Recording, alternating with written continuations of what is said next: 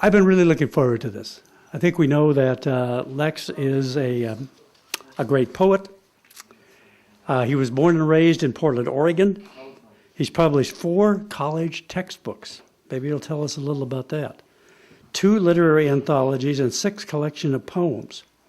And the invitation has a list of his publications. His most recent work is Salt Moons, Poems 1981-2016, which appeared from Salmon Poetry this last year. His work has widely appeared. He's been featured in a number of anthologies, including From Here We Speak and Alive at the Center. His work has also been honored with the Kenneth O. Hansen Award and the Silcox Prize. He studied at the University of Montana with Richard Hugo and Madeline DeFries, and with Dave Smith at the University of Utah. For 10 years, he and his wife ran Small Arrowwood Books.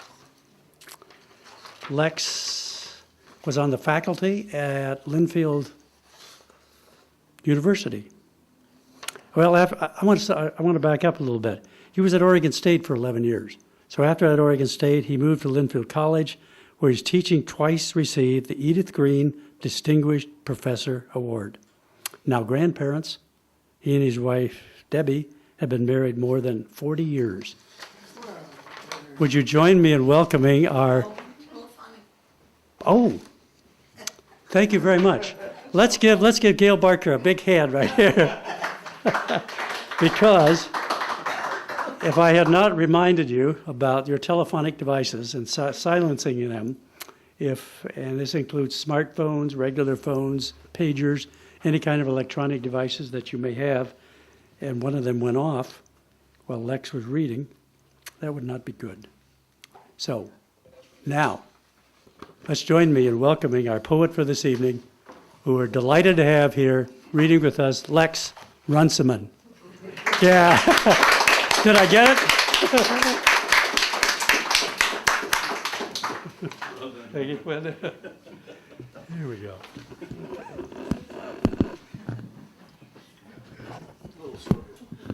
I will arise and go on. I'm sorry.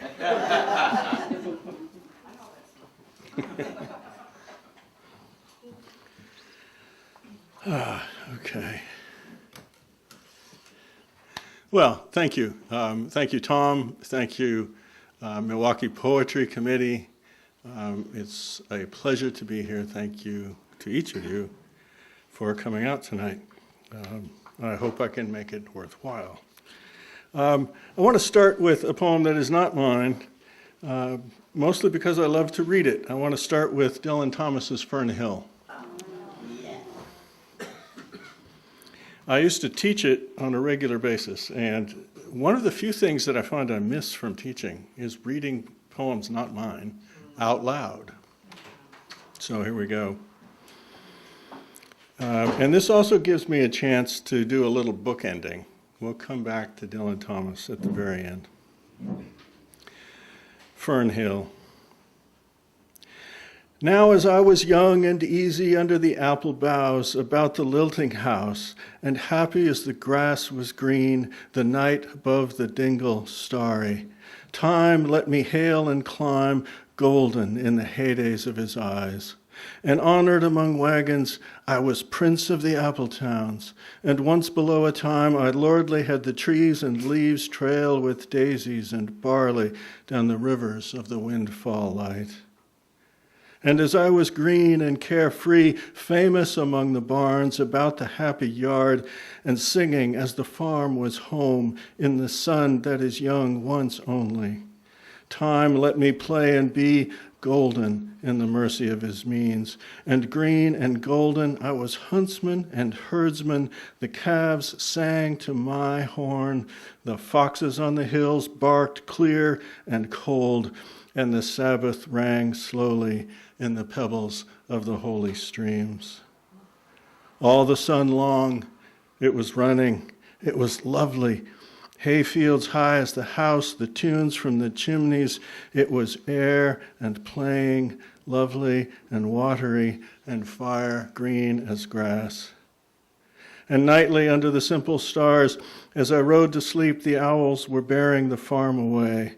All the moon long I heard, blessed among stables, the night jars flying with the ricks and the horses flashing into the dark. And then to awake, and the farm like a wanderer white with dew come back, the cock on his shoulder, it was all shining. It was Adam and maiden, the sky gathered again, and the sun grew round that very day. So it must have been after the birth of the simple light, in the first spinning place, the spellbound horses walking warm out of the whinnying green stable onto the fields of praise. And honored among foxes and pheasants by the gay house under the new-made clouds, and happy as the heart was long, in the sun born over and over, I ran my heedless ways. My wishes raced through the house high hay, and nothing I cared at my sky-blue trades, that time allows in all his tuneful turning, so few and such morning songs, before the children green and golden follow him out of grace.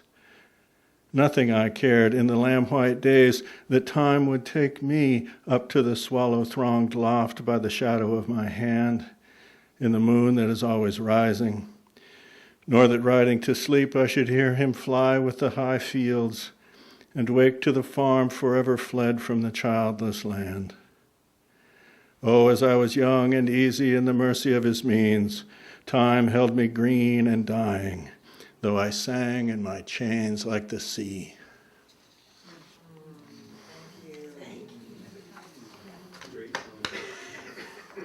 We could just stop.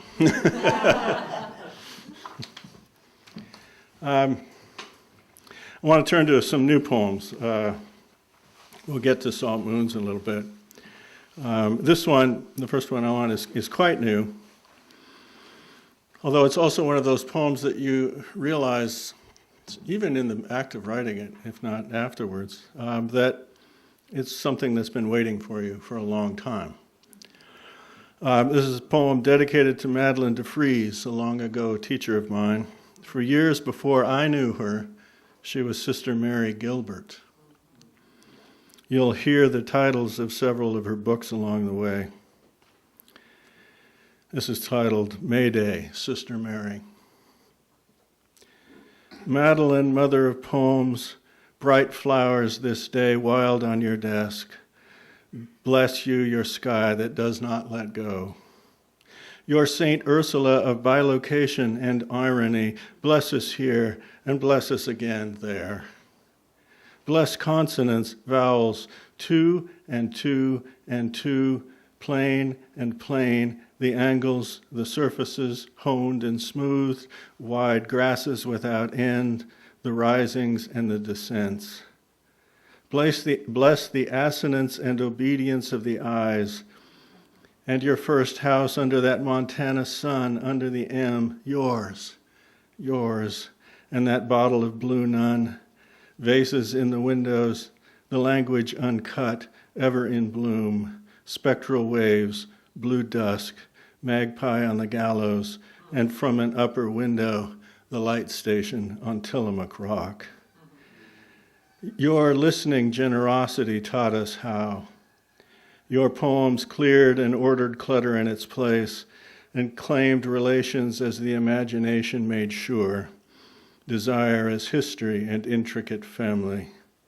Your Oregon to mine, your inscriptions in your books, your voice in mid-sentence, mid-thought, vocal yet in my inner grateful ear.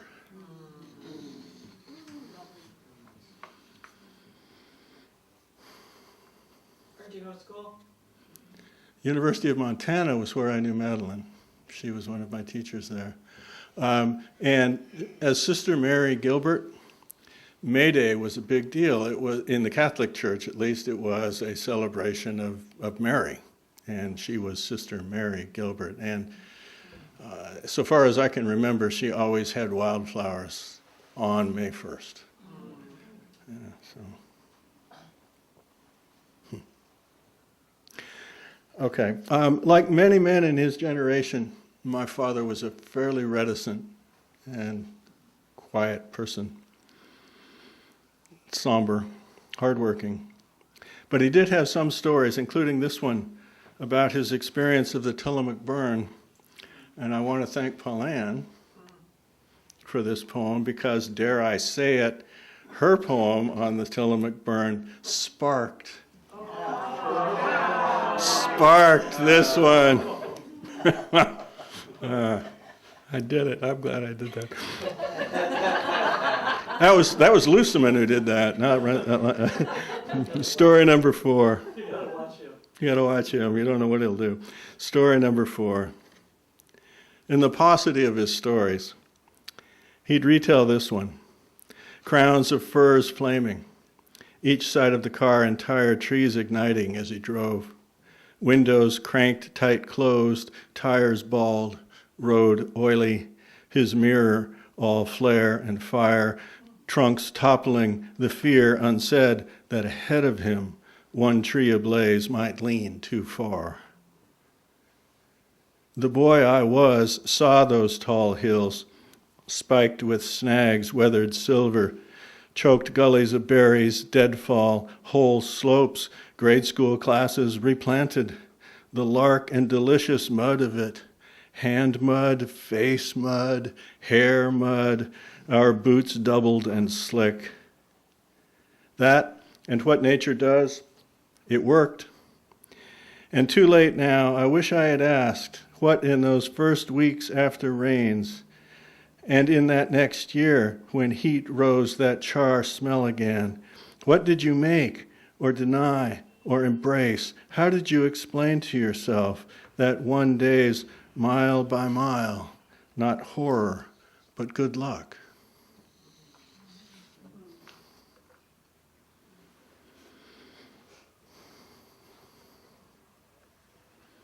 Homage to Norman MacLean.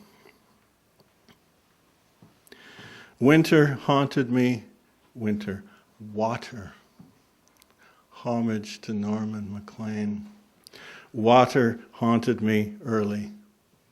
Lazy burn, mud slow in summer slack.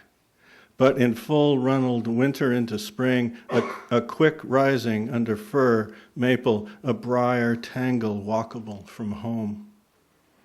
God, it was cold as it ran downhill, up the wrist, as I bent spraddle-legged over to reach down and first touch whatever it was made by lean water, out of focus but ever present, white appearing, lines, veins, iron brown, then white again, and another shock, not smooth, but jagged as some ancient continuous bone. About this, I said nothing.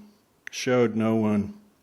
I alone knew this secret and mystery and solid fact, a clarity I could touch if my balance kept.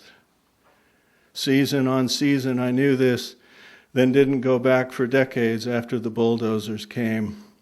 Memory not gone but present, a hillside wood, spring water in a twisty line, bottomed by a seam of quartz. Water clear pure, in that jam glass I'd stolen and hid there for my thirst. Norman MacLean, if you don't know, is the author of a tremendous short novel called A River Runs Through It. It's also a quite fine movie, which always makes me weep. The last line of A River Runs Through It is, I am haunted by waters.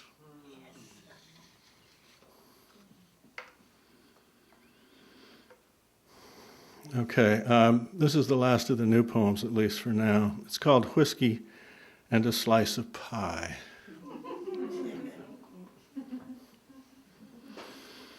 Whiskey and a Slice of Pie. That's her, 1962, though she'd hate my saying so. Early times, the phrasing I remember, early times missed. Vodka martini for Dad, 2, maybe 3 before the entrees arrive. And we, my brother and I, yet learning to wait, sit, not fidget. Restaurant manners matter. And on July 4th, the pie was apple, usually, rhubarb sometimes, as she favored. The key for us, of course, sugar, sweetness, not bourbon's bite. Summer at last. With soapy water we have brushed the redwood table clean. Cigarette lit, first drink in hand, she loves us more. And any pie with ice cream comes welcome. Whiskey, slice of pie, screen door she backs open with her hip. She's carrying a bowl and a plate-laden tray. I miss her. There she is. Okay. Now we're going to go to Salt Moons, and rather than read from the book, I've printed everything, so you're not going to see me turning a whole bunch of pages and trying to find where I am. I thought you meant you were going to give us a handout. Kathy.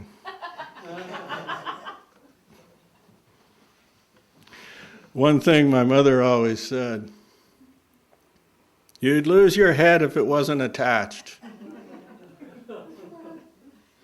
And I do lose things, pens, notes, books. I can picture the brown spine, gold lettering, the poems of William Butler Yeats. I see the shelf, the gap where Yeats was and isn't. I see the 1960 yellow Chevy in the driveway, no longer owned. I see a photo of my children on a beach. They're playing in the dunes, hide and seek. Over here. Over here.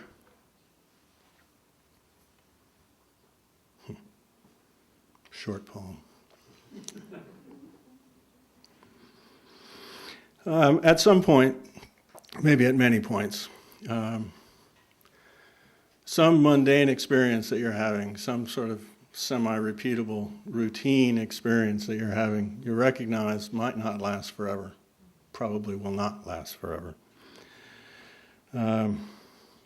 And you know this not in the usual surface or commonplace way, but it kind of hits you hard. And this poem sort of exemplifies that for me. It's a composite of fact and wish. Both its principles are dead now. And when I look back on the first few lines, they remind me of a trip that my wife and I took to San Francisco some years ago now. It was the first time I'd been to San Francisco in years and years.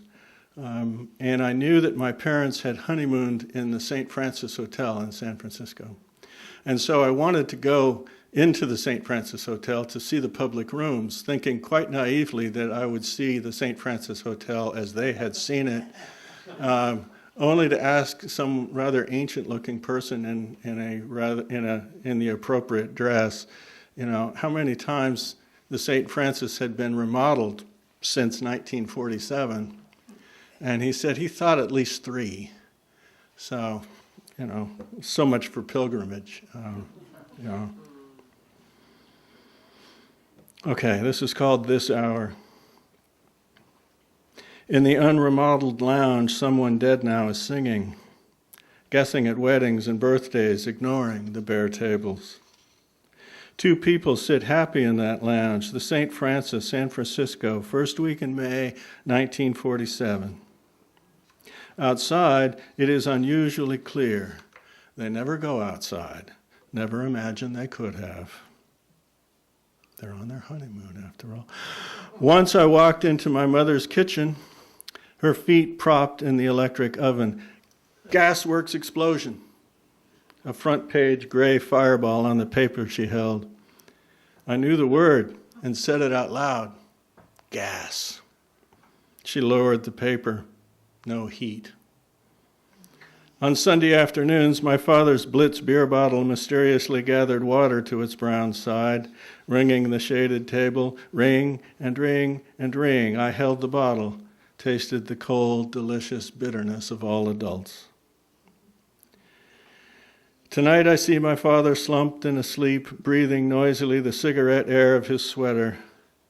It's not likely he sees that morning his own father's cancerous death made of the tatted curtains, lies, dusted ancient banisters, all dull shine, reconstructed in dream. Nor does he see that oddly empty parking space, his '54 Buick stolen. Port-holed blue sides humming somewhere in monotonous drizzle. Dry coat on the dry seat beside a stale loaf of Bernhardt's unsliced rye. Are you going to bed? No answer. Upright, determined, my mother examines sunset recipes, counting times, tasting and judging. Or she reads. The evening goes. And whatever my father hears, sports, weather, my mother in the next room washing, it all tells him, as in a dream, go to bed. The stove light's black, screen door locked, drawn curtains make of the half moon a blur. Whatever they must remember and save unspoken is no burden in the simple evening. Daylight escapes them and disappears. When I was small, they brushed their teeth with powders. At this hour, one turns off the lamp, and in the close and familiar dark they lay down. My mother and father, my mother and my father. And I must say that when I go to Broadway Books from time to time, it warms my heart that Helen Bernhardt's Bakery still exists on Broadway.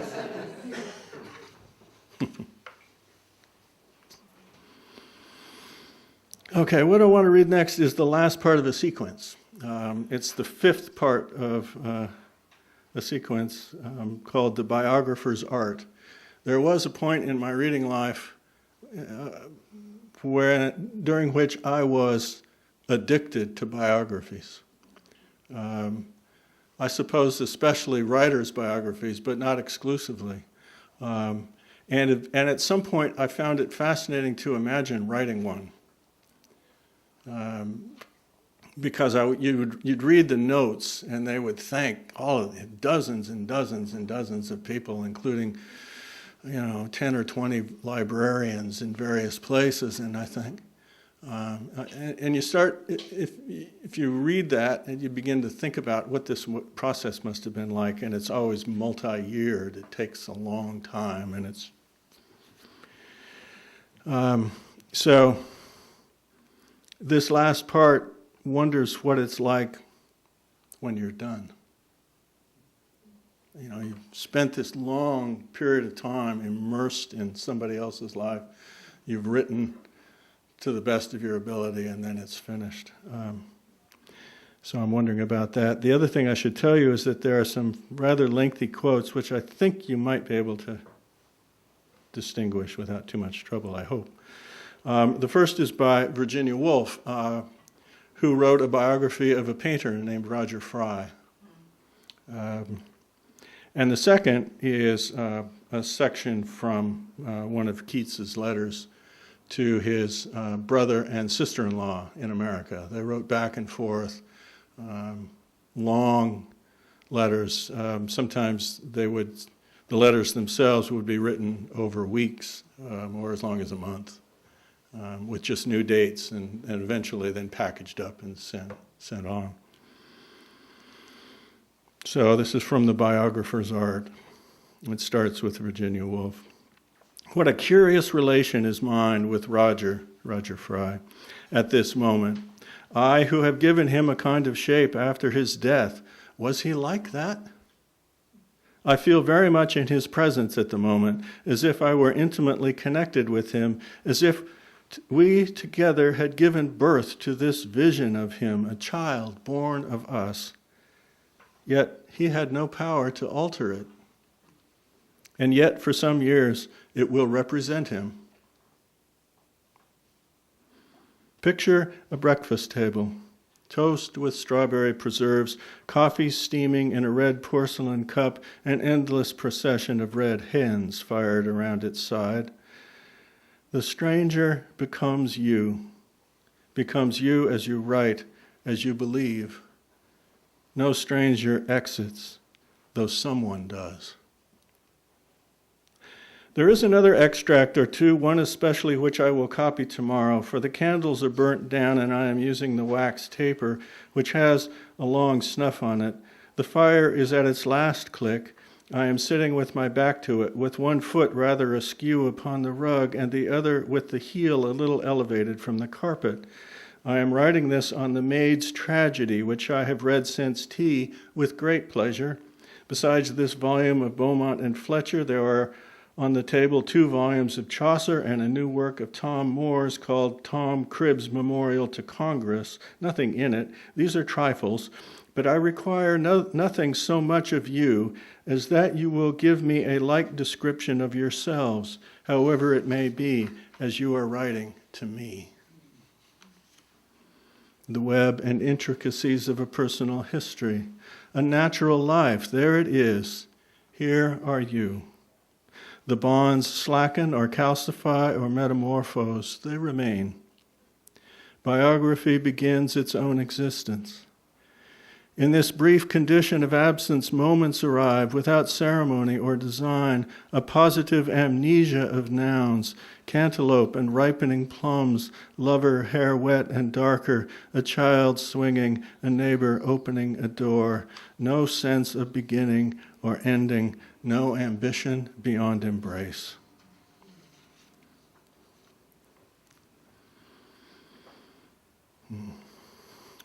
This too is the last part of a sequence. This time the sequence is titled "Events Are a Blunt Instrument," and I think they often are.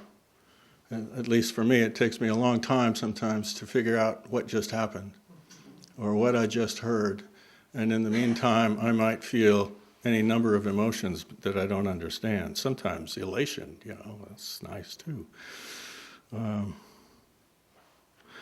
Among other events, this last section presumes that summer itself can qualify as an event. And this poem's effort is in some sense to try and identify that precise moment at which spring is over here and fall is over here, and you are poised right in the middle.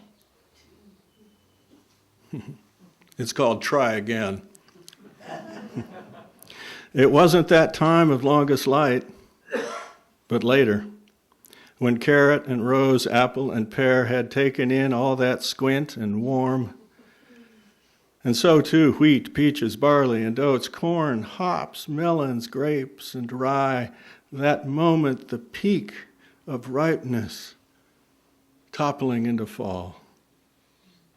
Was it that July, that dizzy, sweet, lazy blaze of pepper sweat, tables on sidewalks, tables under trees, afternoons, dust and flies and pine, nights too hot, no sleep, the Milky Way afloat?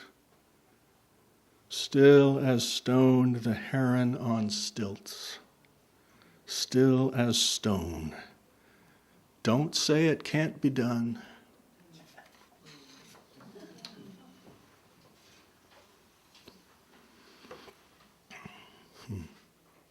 I'm reading my own notes and wondering if they're true. Yeah, they're mostly true. In general, this is accurate. In general, I'm not much interested in poems of mine that are finished and published. But these next 2 remain in my affection. Pacific or Not is titled, a bit ironically, Magellan named that body of ocean the Pacific, or peaceful, because after he'd sailed around Cape Horn, he found calm waters. Yeah, I can see why you're laughing too. As anyone who's been at the beach surely knows, the ocean hereabout might be some days be peaceful, but might some days not be very peaceful at all. Hence the title, Pacific or Not. Pacific or not, the skies of my heart are colored by the sea. Color of doves, they bunch like fleece. They call to their upper reaches muslin and linen, they rain. Blackened, they go some mornings, all the hues to blue. The landscape of my heart breathes trees, and under them mosses, creeks, trillium, Basalt uplifts and snow make a year of advances and of retreats. Thus the waters of the landscape of my heart ice the hands that cup them, and for the love of trout feed caddis and mayflies, and offer for maniacal salmon cascades and pools. Leaves drift, wet pebbles shine, breeze through shade is balm. The air of my heart is fog, is dew and clear, wood smoke, salt and wet.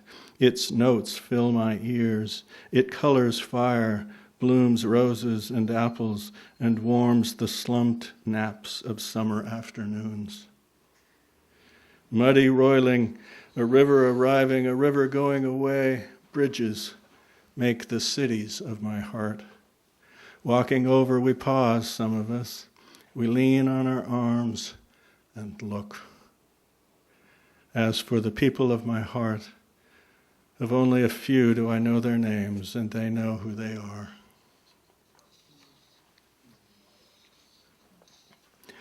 And this poem is a fantasy. It includes references to two paintings, which some of you may know of, some of you may not. One of them is untitled, 1949. It's by Mark Rothko. It's in the National Gallery in D.C. The other one is Nighthawks by Edward Hopper, which is in Chicago. The Rothko, I should tell you, is something close to 3 feet wide and 5 feet tall. It's big. Which makes its placement, as described in this poem, somewhat unlikely. But as I say, this is fantasy. In my alternate life. In my alternate life, I visit Untitled 1949 every Sunday afternoon. And sometimes it hangs in a kitchen. And sometimes in a tea room in Abergavenny in Wales. In my alternate life, I'm Chinese or Brazilian. I'm walking a beach scattered with slate, it being Cornwall. Hills, hedgerows, stoats, a prairie of flowers, and my mother sleeps in a hammock, and my father sketches her into a book. I order at the lunch counter that was Nighthawks the night before. I sit on the stool opposite the coffee urns. My old back feels sturdy as it did when I was 8. Sun lights the ochre wall like terracotta jazz, and nobody bothers me. The cup never drained. How have I forgotten the name of this piazza, Florence, the one with Dante swirling his stone cloak? Walk 3 blocks anyway, and I'll be lost. Sometimes swans, sometimes vultures. Air sings like oxygen after lightning. Boredom slides like a dime under a cushion. And if I want to talk to someone, there he is, young or old, American or dead or not, there she is. Stars anytime. Imagination scares me less. People are tolerant, and the world is just.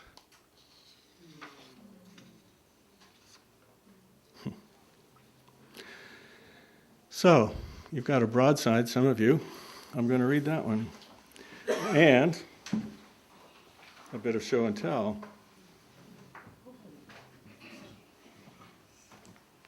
Don't drop them.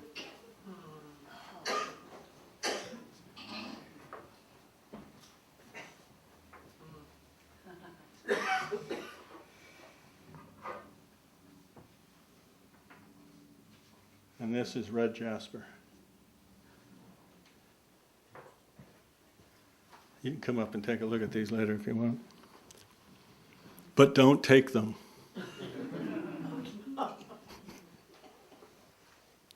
Beach agates. Wherever they were, with kelp leaves or the worn smooth centers of clams, or scattered with mussels' blue neon interiors, sea sponge and the shredded coral. As water foamed and advanced and gulls beat low into wind, these waited until we found them. Amber or paler yellow, quartz white among red jasper, the blues, black in the shade. They are liquid, hardened, seamed, flawed, occluded. They push memory such distances, imagining them humbles anyone. Look up, all is green and silver, the heavy surface of the sea. But these are light, each a particular light in smooth persistence. They ought to testify. They ought to say something beyond random currents, tidal order. They are the origin and dream of glass. Whatever they say is impersonal. Whatever it is beautiful.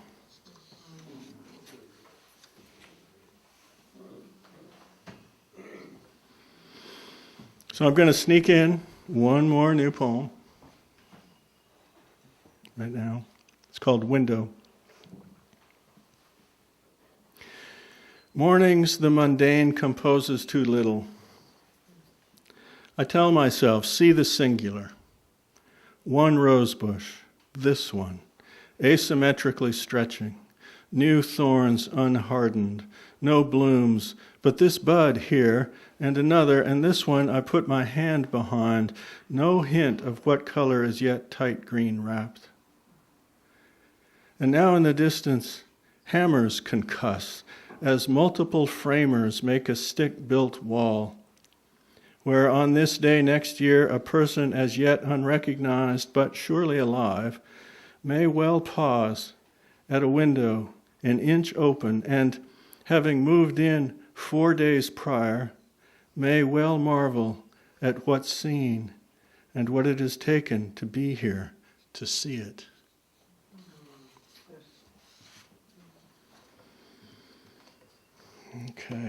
Okay, so last poem. And now we return tangentially to Dylan Thomas, who's buried on a hill just outside the center. There's no center. It's a very small place, just outside Larne in the town of, in Wales. I've had the good fortune to take students there at least twice. The boathouse, which was really the only residence that he ever owned, and he didn't even really own it. It was given to him by a patron, but it was his. He didn't have to move from it. It's just, maybe half a mile from where he's buried. We've been there with students on creative writing travel courses to the UK, and whenever we made that course, we would always end in London. We'd never start in London. Starting in London is crazy if you've just flown overnight. London is too much. It's too big and too disorienting if you've never been there, and even if you have been there, it's disorienting sometimes. So we would end there, 5 days in London typically. And one of the first things we do is take a ride on the subway, on the tube, which for some students was the very first time they'd ever been on a subway, ever. And I would give them, they would have travel cards, which would give them unlimited access to the first 2 zones in London. I would take them somewhere, and we'd tell them this in advance. A, make sure you've got your travel card. B, make sure you've got the little zone 1 and 2 map, which I've already handed you. Do you have it? Yes. Okay. Good. Hold it up. Fine. Because we're going to go see St. Paul's. That would have been one destination. Or we're going to go to the Globe Theater. It might have been another. And we're going to tour around a little bit once we get there, and then you're going to be on your own to find your way back. And they all did. We never lost anybody, which was great. That's good. I never thought we would, but you never know. We had class discussions, typically in the mornings, and then we'd go do things in the afternoons, although sometimes it flipped. London's history is layered.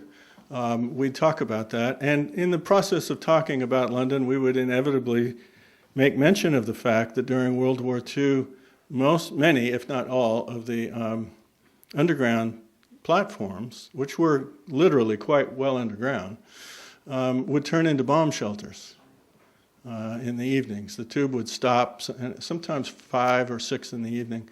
All the trains would shut down, And all the platforms would become sleeping platforms, places for people to go to get out of the bombs during the Blitz. What does this have to do with Dylan Thomas? Not much. Except that just after the war, he published this book.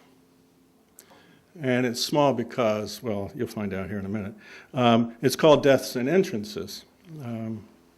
I found this used copy in a bookstore in London and brought it back. That's a very long prelude to a poem that may or may not sustain it. We'll see. But it is the last one, so there you go. The first owner of this book says it's story. I don't know about you, but anytime I buy a used book, especially if there's something in it, written or so on, I feel like, it's not quite voyeurism because they gave the book back, so it's okay, you can speculate. Anyway, the first owner of this book says it's story. Smaller than an opened hand, this little book, war over paper yet rare and dear. The important word here, over. Turn the page. But how? When your child learned to walk, hand to stranger's hand in the Piccadilly tube shelter. Sleep-fractured nights, a small girl's uneven balance and stagger, each step, kindness, distraction, panic, dread. Deaths and Entrances, 1946. Acid pages foxing and foxed. That girl's prayers, by some trick older and her father returned, no longer those fears he or she or I might be dead. I read in memory of, in praise of, in thanksgiving for. I keep and read this little book. And one night between Holy Spring and Fern Hill, I place a curved inch of that girl's cut hair that I might forget. And then all Gabriel and radiant find, my child of apple towns, not war, not dark, but windfall light.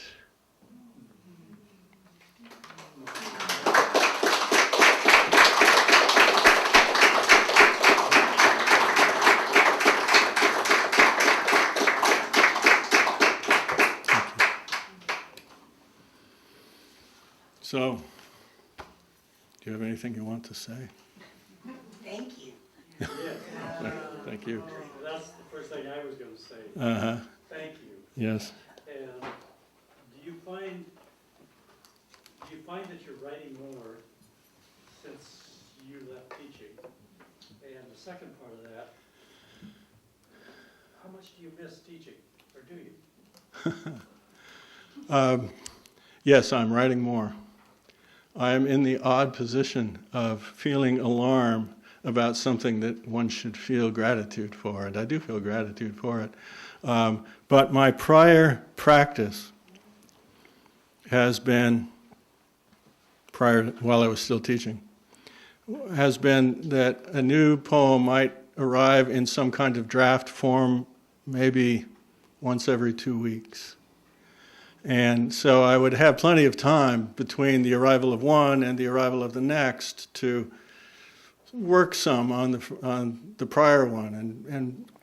And I've trained myself. I trained myself while I was teaching to revise kind of on the run, and I got reasonably okay at it. Now I'm getting new drafts 2 or 3 a week. And so they're piling up because I don't have enough time between them to work on what just happened. And this is alarming to me because it is welcome. Oh, okay. But I haven't figured out how to manage this yet. So it's a happy problem, I suspect. So yes, I'm writing more. But it's partly because I was reading a piece by Paula Meehan, an Irish poet, and she said, if the muse is going to find you, she's probably going to find you at the desk rather than at the pub. But she could have as easily have said, she'll find you at the desk rather than in the classroom. What the pub and the classroom have in common is distraction. And even occasionally a certain kind of intensity, that frequents both establishments. But,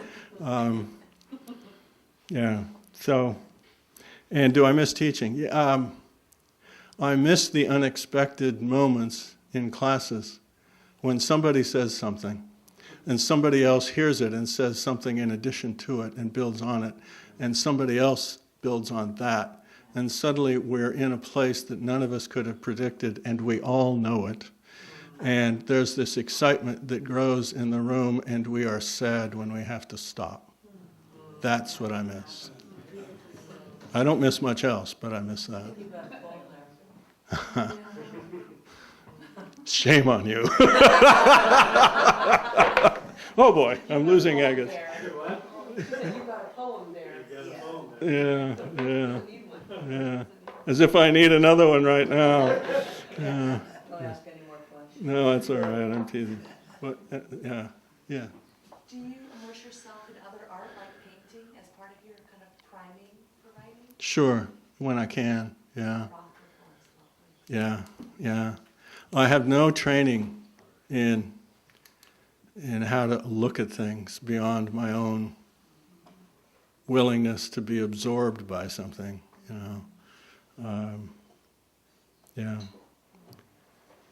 I go to museums and I take a lot of pictures in museums so that when I get home I can look at those things at my leisure until I get nabbed by something, and then there'd better be a bench nearby, and let's hope we've eaten for a little so that we don't have to go quickly. Yeah, but not music. I can't listen to music while I'm writing. Other questions, or are we done?